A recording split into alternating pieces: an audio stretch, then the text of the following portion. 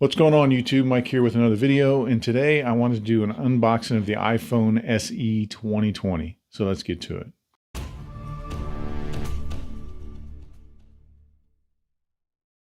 Alright, so here we go. I generally don't do unboxings, but I kind of want to do this because I haven't owned an iPhone for quite a while, and this phone is actually in pretty good demand. So this is the 2020 iPhone SE. Just got it in the mail, so let's crack this open and see what we got.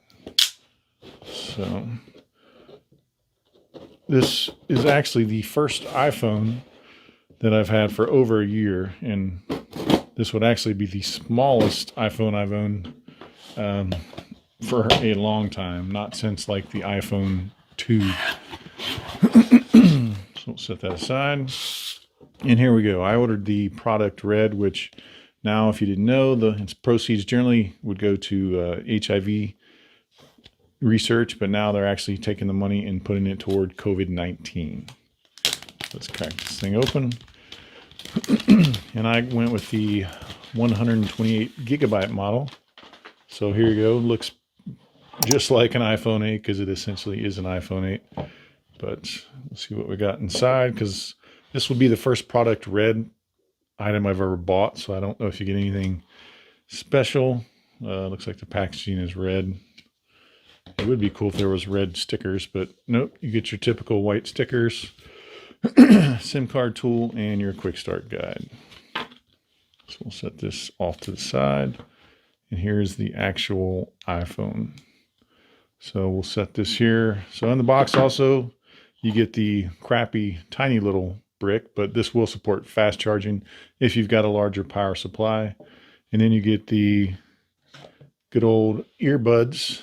These plug into the bottom because there is actually no headphone jack anymore.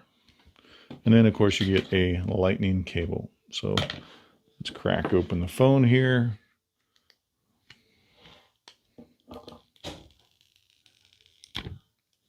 There we go.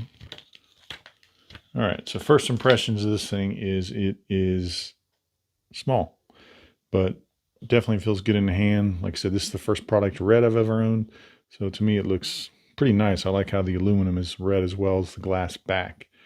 So, oh, and there is the good old fashioned fingerprint scanner home button, which I've not had forever. So it's kind of just look kind of odd having it. So let's see if this thing's got any juice in it. There we go. It's powering up. So if you've ever owned, obviously, an iPhone 8, you know, it's just got your mute switch on the side still, your volume up and down, your home button, power button, and then your speakers are on the bottom along with your lightning adapter. So there you go. And first impression of this is, you know, 2010 called, said they want their bezels back. So it has definitely got some big bezels, but I do really like how it feels in the hand. So it's going to take a little while to get used to having a phone this small again, but basically I'm going to try this out for about a week so I can really get a good grasp of the battery life and camera, and then I'll do a full review video. So if you want to see that, make sure you subscribe and also hit the notification bell down below so you know when I actually post this video. But initial thoughts are it is definitely thin and light. It feels nice in the hand.